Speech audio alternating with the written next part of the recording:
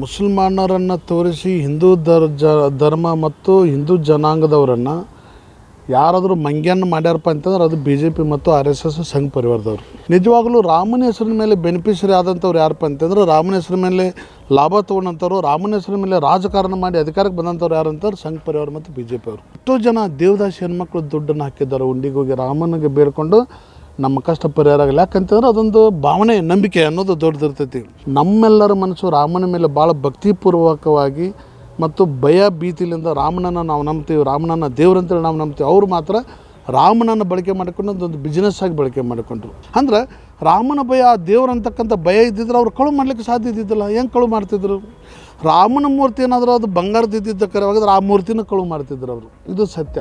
Muslim ಸಮುದಾಯದವರು ಕೊಟ್ಟಿದ್ದಾರೆ, Christian ಸಮುದಾಯದವರು ಕೊಟ್ಟಿದ್ದಾರೆ, ದಲಿತ ಸಮುದಾಯದವರು ಕೊಟ್ಟಿದ್ದಾರೆ. ಎಲ್ಲ ಸಮುದಾಯದವರು ರಾಮ ಮಂದಿರಕ್ಕೆ ತಮ್ಮ ಕೈಲಾದ ಮಟ್ಟಿಗೆ ಕಾಣಿಕೆಯನ್ನು 100% ಕೊಟ್ಟಿದ್ದಾರೆ. ರಾಮ ಕಥಾಚರಿತವನ್ನು ಕೊಳ್ಳೆ ಹೊಡೆದು ಅಲ್ಲಿನ ಹುಂಡಿಗಳನ್ನು ಕೊಳ್ಳೆ ಹೊಡೆದಿದ್ದೇ BJPಯ ಸಾಧನೆ ಅಥವಾ ರಾಮನ ಭಕ್ತರ ಸಾಧನೆ ಅಥವಾ ರಾಮ ಮಂದಿರ ಕಟ್ಟದವರ ಸಾಧನೆ. ಶಿವಸೇನಾ ಆಗಿರ್ಬೋದು, ಮತ್ತೊಂದು ಪಕ್ಷಗಳಾಗಿರ್ಬೋದು, ಇವತ್ತು ರಾಮನಿಂದ BJP ಪಕ್ಷ ರಾಮನನ್ನು ಬಿಡಬೇಕು, BJP ಪಕ್ಷದಿಂದ ರಾಮನಿಗೆ ಮುಕ್ತಿ ಕೊಡಬೇಕು ಅನ್ನುವಂಥ ಹೋರಾಟಗಳನ್ನು ಹಮ್ಮಿಕೊಂಡಿದ್ದಾರೆ ಅವರು ಇವತ್ತು ದೇಶದೊಳಗೆ. ಹುಂಡಿ ನೀವು ಕಳುವು ಮಾಡಿಲ್ಲ, ಭಕ್ತರ ಭಾವನೆಗಳಿಗೆ ಧಕ್ಕೆ ತಂದಿರಿ, ಭಕ್ತರ ಭಾವನೆಗಳ ಹಣವನ್ನು ಲೂಟಿ ಹೊಡೆದಿರಿ, ಸಾರ್ವಜನಿಕ ಹಣ ಲೂಟಿ ಹೊಡೆದಿರಿ. ಮುಸಲ್ಮಾನರನ್ನು ತೋರಿಸಿ ಹಿಂದೂ ಧರ್ಮ ಮತ್ತು ಹಿಂದೂ ಜನಾಂಗದವರನ್ನು ಯಾರಾದರೂ ಮಂಗ್ಯನ ಮಾಡ್ಯಾರಪ್ಪ ಅಂತಂದ್ರೆ ಅದು BJP ಮತ್ತು RSS ಸಂಘ ಪರಿವಾರದವರು. ಮುಸಲ್ಮಾನರು ಅಂತಂದು ಇಡೀ ಹಿಂದೂ ಧರ್ಮ ಹೈಜಾಕ್ ಮಾಡಿದ್ರು, ಹಿಂದೂಗಳನ್ನು ಮಂಗ್ಯನ ಮಾಡಿಬಿಟ್ರು ಇಡೀ ನಮ್ಮ ದೇಶದೊಳಗೆ. ಎರಡನೇದು, ರಾಮನ ಇತಿಹಾಸಕ್ಕೆ 7,000ಕ್ಕಿಂತ ಹೆಚ್ಚಿನ ವರ್ಷ ಇತಿಹಾಸ ಇದೆ ರಾಮನಂತಕ್ಕೆ. ಇವರು ಮೊನ್ನೆ ಬಂದು 100 ವರ್ಷದ ಹಿಂದಿನ ಒಂದು ಸಂಘಟನೆ ಇಟ್ಕೊಂಡು ನಮ್ಮಿಂದ ಹಿಂದೂ ಧರ್ಮ ಅದ, ನಮ್ಮಿಂದ ರಾಮ ಅದಾನ ಅಂಥೇಳಿ ಇವರೇನದಲ್ಲ ಜನರನ್ನು ದಾರಿ ತಪ್ಪಿಸುವಂಥ ಕೆಲಸವನ್ನು ಮಾಡಿ ನಿಜವಾಗಲೂ ರಾಮನ ಹೆಸರಿನ ಮೇಲೆ ಬೆನಿಫಿಷರಿ ಆದಂಥವ್ರು ಯಾರಪ್ಪ ಅಂತಂದ್ರೆ ರಾಮನ ಹೆಸರಿನ ಮೇಲೆ ಲಾಭ ತೊಗೊಂಡಂಥವ್ರು, ರಾಮನ ಹೆಸರಿನ ಮೇಲೆ ರಾಜಕಾರಣ ಮಾಡಿ ಅಧಿಕಾರಕ್ಕೆ ಬಂದಂಥವ್ರು ಯಾರು ಅಂತಾರೆ ಸಂಘ ಪರಿವಾರ ಮತ್ತು BJP ಅವರು. ಇದನ್ನು ಜನರ ಮನಸ್ಸನ್ನು ಅರ್ಥ ಮಾಡ್ಕೋಬೇಕಾಗ್ತೈತೆ. ಯಾಕಂತಂದ್ರೆ ಈ ರಾಮ ಮಂದಿರ ಕಟ್ಟುವ ಒಂದು ವಿಚಾರ ಬಂದಾಗ ಎಲ್ಲರೂ ನಮ್ಮ ದೇಶದಲ್ಲಿ ಜಾತಿ ಧರ್ಮ ಮರೆತು ಇನ್ಕ್ಲೂಡ್ ಮುಸಲ್ಮಾನ್ ಸಮಾಜ ಇರ್ಬೋದು, ಕ್ರಿಶ್ಚಿಯನ್ ಧರ್ಮದವರು ಎಲ್ಲರೂ ಒಟ್ಟಾರಾಗಿ ರಾಮ ಮಂದಿರ ಕಟ್ಟಲಿ, ರಾಮನ ಮೂರ್ತಿಗೆ ಹಿಡ್ಕೊಂಡು ದೇಣಿಗೆ ಪ್ರತಿಯೊಬ್ಬರು ಕೊಟ್ಟರು. ಲಕ್ಷದಿಂದ ಹಿಡ್ಕೊಂಡು 1,000ದಿಂದ ಹಿಡ್ಕೊಂಡು ಕೋಟಿವರೆಗೆ ಒಬ್ಬ ಚಪ್ಪಲಿ ಹೊಲಿತಕ್ಕಂಥ ಮನುಷ್ಯ, ಹಮಾಲಿ ಮಾಡತಕ್ಕಂಥ ಮನುಷ್ಯ. ಇನ್ನೊಂದು ನಿಮ್ಗೆ ಹೇಳ್ಬೇಕಂತೀನಿ, ಎಷ್ಟೋ ಜನ ದೇವದಾಸಿ ಹೆಣ್ಮಕ್ಳು ದುಡ್ಡನ್ನು ಹಾಕಿದ್ದಾರೆ, ಉಂಡಿಗೆ ಹೋಗಿ ರಾಮನಿಗೆ ಬೇಡ್ಕೊಂಡು ನಮ್ಮ ಕಷ್ಟ ಪರಿಹಾರ ಆಗಲ್ಲ. ಯಾಕಂತಂದ್ರೆ ಅದೊಂದು ಭಾವನೆ, ನಂಬಿಕೆ ಅನ್ನೋದು ದೊಡ್ಡದಿರ್ತೈತಿ. ಅದಕ್ಕೊಂದು ಪವಿತ್ರ ಸ್ಥಳ. ಆಮೇಲೆ ನಿಮ್ಗೆ ಇನ್ನೊಂದು ಹೇಳ್ಬೇಕಂದ್ರೆ ಸರ್, ಏನು ಉತ್ತರ ಪ್ರದೇಶದಲ್ಲಿ ಪ್ರಯಾಗ ಕುಂಭಮೇಳ ನಡೀತಲ್ಲ, ಸುಮಾರು ಕೋಟ್ಯಾಂತರ ಜನ ಸಾಧು ಸಂತರು ಎಲ್ಲರೂ ಬಂದಂಥ ಸಂದರ್ಭದಲ್ಲಿ ನನ್ನ ಪ್ರಕಾರ ದಿಲ್ಲಿ ಒಳಗೆ ಸುಮಾರು ಒಂದು 10,000 ಕೋಟಿ ರೂಪಾಯಿಗಿಂತ ಹೆಚ್ಚು ಹರಿದು ಬಂದೈತೆ ರಾಮನ ಉಂಡಿಗೆ. ಪ್ರತಿ ತಾಸಿಗೆ ಒಂದೊಂದು ಸಾರಿ ಅದು ಉಂಡಿ ತುಂಬ್ತಿತ್ತು, ತೆಗಿತಿದ್ರು. ಅದಕ್ಕೆ ಅಲ್ಲೇ ರಾಮನ ಕಾವಲ ಕಾಯ್ತಕ್ಕಂಥವ್ರು ಯಾರು, ರಾಮ ಮಂದಿರ ಟ್ರಸ್ಟ್ಗೆ ಇರ್ತಕ್ಕಂಥವ್ರು ಯಾರು, ಎಲ್ಲರನ್ನ ನೇಮಕ ಮಾಡಿದಂಥವ್ರು ನಮ್ಮ ದೇಶದ ಯಾರು ಪ್ರಧಾನಮಂತ್ರಿಗಳಾದಂಥ ಮೋದಿಜಿಯವರು ನೇಮಕ ಮಾಡಿದರು. RSS ಮತ್ತು ವಿಶ್ವ ಹಿಂದೂ ಪರಿಷತ್ನವರಲ್ಲೇ ಅದನ್ನೆಲ್ಲ ಕಾರ್ಯದರ್ಶಿ ಇರ್ಬೋದು, ಸೆಕ್ರೆಟರಿ ಇರ್ಬೋದು, ಡೈರೆಕ್ಟರ್ ಎಲ್ಲರೂ ಅವರೇ ಇದ್ದಾರೆ. ಅಂದ್ರೆ ಅವರು ಇವತ್ತಿನ ಪರಿಸ್ಥಿತಿ ಒಳಗೆ ಸುಮಾರಲ್ಲಿ 100 ಕೋಟಿ 1000 ಕೋಟಿ ರೂಪಾಯಿ ಅಲ್ಲೇ ಕಣ್ಣ ಹೊಡೆದು ರಾಮನ ಹೆಸರಿನ ಮೇಲೆ ಜನರು ಹಾಕಿದಂಥ ಉಂಡಿಗೆ ಹಾಕಿದಂಥ ಹಣವನ್ನು ಅವರು ಕಳುವು ಮಾಡಿಕೊಂಡು ತಮ್ಮ ಕುಟುಂಬವನ್ನು ದೊಡ್ಡದು ಮಾಡಿಕೊಂಡು ತಮ್ಮ ಹೊಟ್ಟೆಯನ್ನು ದೊಡ್ಡದು ಮಾಡಿಕೊಂಡು ರಾಮಗೆ ಮಾಡಿದಂಥ ದೊಡ್ಡ ದ್ರೋಹ. ಅಂದರೆ ಇಲ್ಲಿ ನಾನು ಒಂದು ವಿಷಯ ಹೇಳಲಿಕ್ಕೆ ವ್ಯಕ್ತಪಡಿಸ್ತಾ ಇದ್ದೇನೆ. ಏನಂತಂದರೆ ನಮ್ಮೆಲ್ಲರ ಮನಸ್ಸು ರಾಮನ ಮೇಲೆ ಭಾಳ ಭಕ್ತಿಪೂರ್ವಕವಾಗಿ ಮತ್ತು ಭಯ ಭೀತಿಲಿಂದ ರಾಮನನ್ನು ನಾವು ನಂಬ್ತೀವಿ, ರಾಮನನ್ನು ದೇವ್ರಂತೇಳಿ ನಾವು ನಂಬ್ತೀವಿ. ಅವರು ಮಾತ್ರ ರಾಮನನ್ನು ಬಳಕೆ ಮಾಡಿಕೊಂಡು ಅದೊಂದು ಬಿಸ್ನೆಸ್ ಆಗಿ ಬಳಕೆ ಮಾಡಿಕೊಂಡ್ರು. ಅದು ರಾಜಕೀಯವಾಗಿರ್ಬೋದು, ಮತ್ತೊಂದು ಹಣ ಗಳಿಸುವ ಒಂದು ಬಿಸ್ನೆಸ್ ಆಗಿ ಮಾಡಿಕೊಂಡ್ರು ಸಂಘ ಪರಿವಾರ ಮತ್ತು BJP ಅವರು. ಅಂದ್ರೆ ರಾಮನ ಭಯ, ದೇವ್ರಂತಕ್ಕಂಥ ಭಯ ಇದ್ದಿದ್ರೆ ಅವ್ರು ಕಳು ಮಾಡಲಿಕ್ಕೆ ಸಾಧ್ಯ ಇದ್ದಿದ್ದಿಲ್ಲ. ಹೆಂಗೆ ಕಳು ಮಾಡ್ತಿದ್ರು? ರಾಮನ ಮೂರ್ತಿ ಏನಾದರೂ ಅದು ಬಂಗಾರದ ಇದ್ದಿದ್ದ ಕರೆವಾದ್ರೆ ಆ ಮೂರ್ತಿನ ಕಳು ಮಾಡ್ತಿದ್ರು ಅವರು. ಇದು ಸತ್ಯ. ಅದಕ್ಕೆ ಅಂಥವ್ರಿಗೆ ಏನಾಯ್ತಲ್ಲ ಉಗ್ರ ಶಿಕ್ಷೆ ಆಗಬೇಕು. ನೋಡಿರಿ, ರಾಮಗೆ ಮೋಸ ಮಾಡ್ಯಾರ ಅಂತಂದ್ರೆ ನಮಗೆ ಮೋಸ ಮಾಡ್ದಂಗೆ ಇರ್ತಾರೆ, ಈ ದೇಶಕ್ಕೆ ಮೋಸ ಮಾಡ್ದಂಗೆ ಇರ್ತಾರೆ. ಅವ್ರು ನಿಜವಾಗ್ಲೂ ಹೇಳ್ತೀನಿ, ಹಿಂದೂ ಧರ್ಮದ ಹೆಸರಿನ ಮೇಲೆ ದಾಳಿ ಮಾಡ್ತಕ್ಕಂಥ ಭಯೋತ್ಪಾದಕರು ಅಂತೇಳಿ ಈ ಸಂದರ್ಭದಲ್ಲಿ ನಾನು ಹೇಳ್ತಾ ಇದ್ದೇನೆ. ನಿಜವಾಗ್ಲೂ ಹೇಳ್ತೀನಿ, ಈ ಒಂದು ಘಟನೆಯಿಂದ ಇಡೀ ದೇಶಕ್ಕೆ, ಇಡೀ ಹಿಂದೂ ಸಮಾಜಕ್ಕೆ ದೊಡ್ಡ ಆಘಾತಕಾರಿಯಾಗೈತಿ.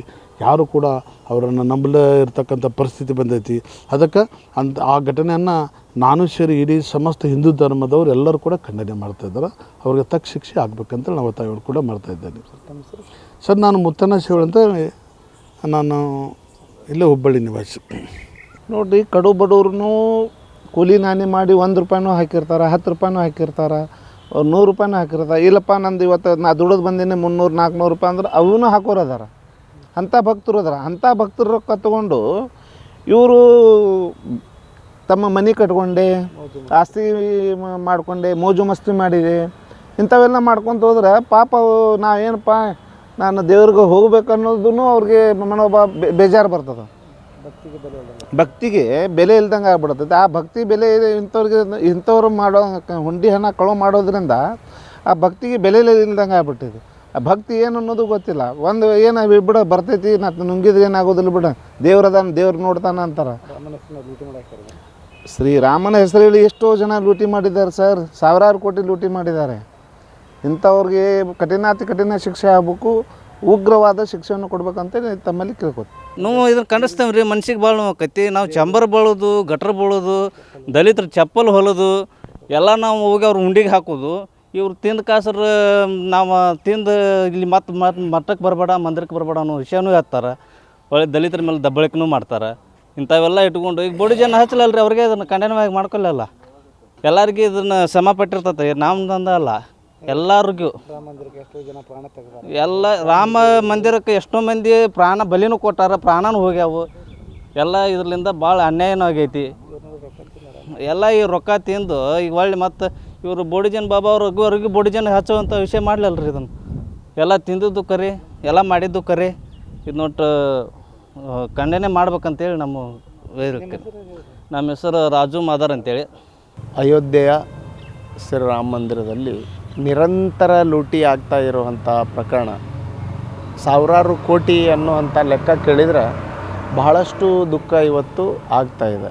ಯಾಕಂತಂದ್ರೆ ಇವತ್ತಿನ ಮಟ್ಟನೂ ಸಹಿತ ಎಲ್ಲೆಲ್ಲಿ ಅವರು ಹೋಗಿ ಮಂತ್ರಾಕ್ಷತೆ ಕೊಟ್ಟರು, ರಾಮ ಮಂದಿರ ಇನ್ವಿಟೇಷನ್ನು, ಮನೆಗೆ ಹೋಗಿ ಮಂತ್ರಾಕ್ಷತೆಗಳನ್ನು ಕೊಟ್ಟರು, ಮತ್ತೊಂದು ಮಾಡಿದರು, ಎಲ್ಲ ಮಾಡಿದರು. ಬಟ್ ಅದೇ ಮಾದರಿ ಒಳಗೆ ನಾವು ಇಷ್ಟೊಂದು ಕಲೆಕ್ಷನ್ ಮಾಡೀವಿ, ಇದನ್ನು ಸದ್ಬಳಕೆ ಮಾಡ್ಕೊಂಡೀವಿ. ದೇಶದ ರಾಮ ಭಕ್ತನ ಹಣವನ್ನು ನಾವು ದುರುಪಯೋಗ ಮಾಡ್ಕೊಂಡಿಲ್ಲ. ಯಾರು ಯಾವ ಸಮಾಜದವ್ರೂ ಸಹಿತ ರಾಮ ಮಂದಿರಕ್ಕೆ ಹಣ ಕೊಟ್ಟಿಲ್ಲ ಅನ್ನುವಂಥ ವಿಷಯ ಇಲ್ಲ. ಮುಸ್ಲಿಂ ಸಮುದಾಯದವರು ಕೊಟ್ಟಿದ್ದಾರೆ, ಕ್ರಿಶ್ಚಿಯನ್ ಸಮುದಾಯದವರು ಕೊಟ್ಟಿದ್ದಾರೆ, ದಲಿತ ಸಮುದಾಯದವರು ಕೊಟ್ಟಿದ್ದಾರೆ. ಎಲ್ಲ ಸಮುದಾಯದವರು ರಾಮ ಮಂದಿರಕ್ಕೆ ತಮ್ಮ ಕೈಲಾದ ಮಟ್ಟಿಗೆ ಕಾಣಿಕೆಯನ್ನು 100% ಕೊಟ್ಟಿದ್ದಾರೆ. ಮತ್ತು ಈ ಹಣವನ್ನೆಲ್ಲ ಅವರು ಈ ರೀತಿ ಲೂಟಿ ಮಾಡಿ, ಕಳ್ಳತನ ಮಾಡಿ, ರಾಮ ಕಥಾಚರಿತವನ್ನು ಕೊಳ್ಳೆ ಹೊಡೆದು, ಅಲ್ಲಿನ ಹುಂಡಿಗಳನ್ನು ಕೊಳ್ಳೆ ಹೊಡೆದಿದ್ದೇ ಬಿ ಜೆ ಪಿಯ ಸಾಧನೆ ಅಥವಾ ರಾಮನ ಭಕ್ತರ ಸಾಧನೆ ಅಥವಾ ರಾಮ ಮಂದಿರ ಕಟ್ಟದವರ ಸಾಧನೆ ಅನ್ನುವಂಥದ್ದಾದರೆ, ಇವತ್ತು ದೇಶದ ಪ್ರಧಾನಿ ಮತ್ತು ಏನು ಈ ಗಡೀಪಾರ ಗಿರಕಿ ಅಮಿತ್ ಶಾ ಅಂಥವ್ರು ಏನಿದ್ದಾರೆ ಅವರು ಮಾತನಾಡಬೇಕಾಗಿತ್ತು. ಇವತ್ತಿನವರೆಗೂ ಸಹಿತ ಅವ್ರು ಯಾರೂ ಮಾತನಾಡಲಿಲ್ಲ. ಎಲ್ಲೋ ಒಬ್ಬರು ಹೊಸಬಾಳೆ ಮಾತಾಡಿದರು, ಮತ್ತೊಬ್ಬರು ಎಲ್ಲೋ ಮಾತಾಡಿದರು ಅನ್ನುವಂಥದ್ದು ಹೇಳ್ತಾರೆ. ಯಾರು ಈ ಆರೋಪಗಳನ್ನು, ಹುಂಡಿ ಕೊಳ್ಳೆ ಹೊಡೆದ ಬಗ್ಗೆ ಆರೋಪಗಳನ್ನು ಮಾಡ್ತಾರೆ, ಅವ್ರ ಬಗ್ಗೆ ಅವ್ರ ಹತ್ರ ಏನಾದರೂ ದಾಖಲೆ ಇದ್ದರೆ ಅದನ್ನು ತೊಗೊಂಬಂದು ತನಿಖೆ ಮಾಡಿರಿ ಅಂತ ಹೇಳುವಂಥ ಕೆಳಮಟ್ಟಕ್ಕೆ ಇವತ್ತು ಸಂಘ ಪರಿವಾರ ಹೋಗೈತಿ ಅಂತಂದ್ರೆ ನಮಗೆ ಇವತ್ತು ಬಹಳಷ್ಟು ದುಃಖ ಆಗ್ತದೆ. ಅದಕ್ಕೆ ಶಿವಸೇನಾ ಆಗಿರ್ಬೋದು, ಮತ್ತೊಂದು ಪಕ್ಷಗಳಾಗಿರ್ಬೋದು, ಇವತ್ತು ರಾಮನಿಂದ ಬಿ ಜೆ ಪಿ ಪಕ್ಷ ರಾಮನನ್ನು ಬಿಡಬೇಕು, ಬಿ ಜೆ ಪಿ ಪಕ್ಷದಿಂದ ರಾಮನಿಗೆ ಮುಕ್ತಿ ಕೊಡಬೇಕು ಅನ್ನುವಂಥ ಹೋರಾಟಗಳನ್ನು ಹಮ್ಮಿಕೊಂಡಿದ್ದಾರೆ ಅವರು ಇವತ್ತು ದೇಶದೊಳಗೆ. ಅದಕ್ಕೆ ಇಂತಹ ವಾತಾವರಣ ಇವತ್ತು ಬಹುಶಃ ಮುಂಬರುವಂಥ ದಿನದೊಳಗೆ ಪ್ರತಿ ಮನೆಯಿಂದ ನಡೆಯುವಂಥ ವಾತಾವರಣ ಸಹಿತ ಬಹಳ ದೂರ ಇಲ್ಲ ಅನ್ನುವಂಥದ್ದು ಸತ್ಯವಾದಂಥ ವಿಷಯ ಆಗಿದೆ. ಅದಕ್ಕೆ ಈ ನಿಟ್ಟಿನಲ್ಲಿ ಈ ಕಳ್ಳತನ ಮಾಡಿದಂಥ ಯಾರೇ ಇರಲಿ ಅವರನ್ನು ಕಠಿಣಾತಿ ಕಠಿಣ ಶಿಕ್ಷೆಗೆ ಗುರಿಪಡಿಸುವಂಥ ಕೆಲಸ ಕಾನೂನಾತ್ಮಕವಾಗಿ ಅಲ್ಲಿನ ಸರ್ಕಾರ ಕೈಗೊಳ್ಳಬೇಕು. ಅದನ್ನು CBI ಕೊಡಬೇಕು ಅನ್ನುವಂಥ ಅರ್ಜಿ ರಿಜೆಕ್ಟ್ ಆಗಬಾರ್ದಾಗಿತ್ತು. ಅದು ಯಾಕೆ ರಿಜೆಕ್ಟ್ ಆಯಿತು ಗೊತ್ತಿಲ್ಲ. ಬಟ್ ಅಲ್ಲಿನ ಸರ್ಕಾರನೇ CBI ಮೇಲೆ ಗ್ಯಾರಂಟಿ ಇದ್ದರೆ CBI ಕೊಡಲಿ, ಆ ತನಿಖೆಯನ್ನು ಮಾಡಿಸ್ಬೇಕಾಗಿತ್ತು. ಯಾಕೆ ಮಾಡಿಸ್ಲಿಲ್ಲ ಅನ್ನುವಂಥದ್ದು ಸಹಿತ ಇಲ್ಲಿ ಗಂಭೀರವಾಗಿ ವಿಚಾರ ಮಾಡುವಂಥ ವಿಷಯ ಆಗಿದೆ.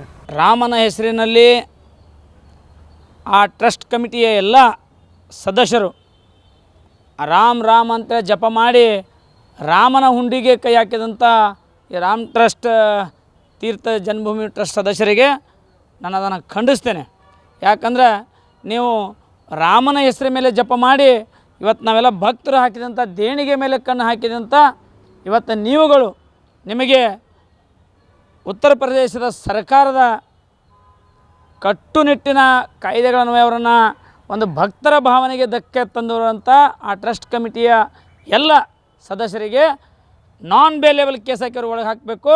ಮತ್ತು ಇನ್ನೂ ಈಗಾಗಲೇ ನಾನು ಅಷ್ಟು ಕೋಟಿ ಕೊಟ್ಟಿದ್ದೀನಿ, ಇಷ್ಟು ಕೋಟಿ ಹೊರಗೆ ಬೀಳ್ತದೆ. ಈಗ ಮೊನ್ನೆನೂ ಕೂಡ ನಾನು ಪೇಪರ್ ಅಮಿತಾಬ್ ಬಚ್ಚನ್ ಅವರು ಕೂಡ 15 ಕೋಟಿ ಇನ್ವೆಸ್ಟ್ಮೆಂಟ್ ಇಂಥವೆಲ್ಲ ನೋಡಿದಾಗ ರಾಮ ಭಕ್ತರಿಗೆ ಮನಸ್ಸಿಗೆ ನೋವು ಮಾಡಿ ಉಂಟಿದಂಥ ಸರ್ಕಾರ, ಅಲ್ಲಿನ ಎಲ್ಲ ಟ್ರಸ್ಟಿಗಳು ನೀವು ಸೇರಿಕೊಂಡು ಭಕ್ತರ ಹಾಕಿದಂಥ ಹುಂಡಿ ನೀವು ಕಳುವು ಮಾಡಿಲ್ಲ, ಭಕ್ತರ ಭಾವನೆಗಳಿಗೆ ಧಕ್ಕೆ ತಂದಿರಿ, ಭಕ್ತರ ಭಾವನೆಗಳ ಹಣವನ್ನು ಲೂಟಿ ಹೊಡೆದಿರಿ, ಸಾರ್ವಜನಿಕ ಹಣ ಲೂಟಿ ಹೊಡೆದಿರಿ. ಈ ವಿಷಯವನ್ನು ಮಾನ್ಯ ಪ್ರಧಾನಮಂತ್ರಿಗಳು ನಿಮಗೆ ಏನೂ ಗೊತ್ತಿದೆಯೋ ಗೊತ್ತಿಲ್ಲ, ಆದರೆ ನಟನೆ ಮಾಡುವಂಥ ನಮ್ಮ ದೇಶದ ಪ್ರಧಾನಮಂತ್ರಿಗಳು ಇದನ್ನು SIT ನಾವು ರಚನೆ ಮಾಡಿ ಅದನ್ನು ತನಿಖೆ ಮಾಡ್ತೇವೆ ಹೇಳೋಂಥ ಒಬ್ಬ ಯೋಗಿ ಆದಿತ್ಯನಾಥನವರು, ನೀವೆಲ್ಲರೂ ಕೂಡ ನಿಮಗೇನಾದರೂ ಬದ್ಧತೆ, ಮಾನ, ಮರ್ಯಾದೆ, ಭಕ್ತರ ಭಾವನೆಗೆ ನೀವು ನ್ಯಾಯ ಕೊಡಬೇಕಂದ್ರೆ ಕೂಡಲೇ ನೀವು ಕೂಡ ಆ ಸ್ಥಾನಕ್ಕೆ ರಾಜೀನಾಮೆ ಕೊಟ್ಟು ಹೊರಗೆ ಬಂದ ಒತ್ತಾಯ ಮಾಡ್ತೀನಿ. ಸಂಜೀವ್ ದುಮ್ಕನಾಳ್ ಅಂತೇಳಿ. ನಮ್ಮ ಕಾರ್ಯಕ್ರಮಗಳನ್ನು ನೀವು ನೋಡ್ತಾ ಇದ್ರೆ ನಮ್ಮ ಚಾನೆಲ್ ಅನ್ನ ಸಬ್ಸ್ಕ್ರೈಬ್ ಮಾಡಿ, ಪಕ್ಕದ ಬೆಲ್ ಐಕನ್ ಒತ್ತಿ ನಮ್ಮನ್ನ ಬೆಂಬಲಿಸಿ. ಹಾಗೆ ನಮ್ಮ ಕಾರ್ಯಕ್ರಮಗಳನ್ನ ಲೈಕ್ ಮಾಡಿ, ಕಮೆಂಟ್ ಮಾಡಿ, ಅದನ್ನ ಬೇರೆಯವರಿಗೂ ವಾಟ್ಸ್ಆಪ್ ಮೂಲಕ ಶೇರ್ ಮಾಡಿ. ನೀವು ಹೀಗೆ ಮಾಡಿದಾಗ ನಮ್ಮ ಚಾನೆಲ್ ಇನ್ನಷ್ಟು ಮತ್ತಷ್ಟು ಜನರಿಗೆ ತಲುಪಲು ನೀವು ನಮ್ಮೊಂದಿಗೆ ಸಹಕರಿಸಿದ ಹಾಗಾಗುತ್ತೆ. ಇದು ನೀವು ಯಾವುದೇ ಖರ್ಚಿಲ್ಲದೆ ಕೆಲವೇ